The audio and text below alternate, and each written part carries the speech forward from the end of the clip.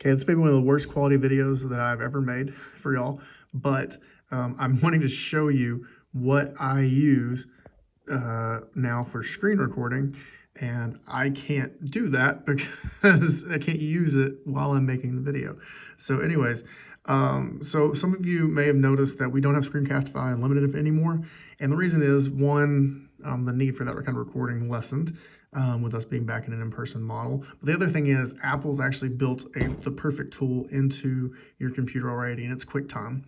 And so to get to QuickTime, you go to Finder, and then Applications, and then it's QuickTime Player. Now, many of you have used this in order to view videos or listen to audio on your computer because that's the default program that opens up. But there's also some other cool features in it. And so you can go to File, and you can do a movie recording, which will turn on your FaceTime camera and record you. You can do an audio recording, which will record audio. But you can also do a screen recording. And so from here, you've got these little handles, and you can choose how much of your screen you want to record. And then you can also go down here where you can see, I can choose to capture the entire screen, a selected window, selected portion, okay, or record entire screen, or like I typically do a portion. The reason I do a portion is if you do like a certain window, and let's say you just forget in the middle and you need to switch out of programs, it's not going to get that program because you only chose the window. But I can choose to just do selected portion, shrink my screen kind of down to what I want, like I've done here, and then I'm still fine no matter what I click on. The other thing I want to show you is options.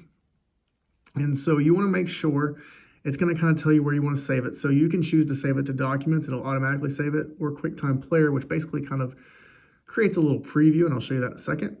You can have a countdown time before you start, but here's the big one. You want to make sure the microphone is set to built-in microphone. For some reason, it loves to default to none, and then you'll record a whole video and have no audio. So you want to make sure you choose built-in microphone. You can also show mouse clicks. And so, like, for example, when you click, it'll like do a little black kind of flash so the kids can kind of really focus in on where you clicked. So there's some features there. And then when you're ready, you just click record. And mine pops up on my touch bar. Yours will pop up here, and you'll see kind of the record thing. And then you can click the stop. See, I've got this little stop button that you'll have right up here when you're done. Now, here's the big thing.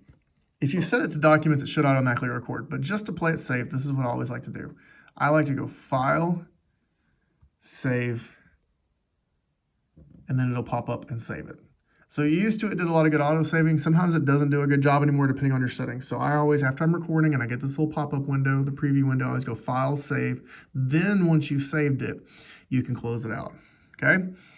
So that's it. So QuickTime Player is what we use for screen recording now. Super simple to use. And then once you've got that video, you can upload it to Drive, Google Classroom, whatever the case may be.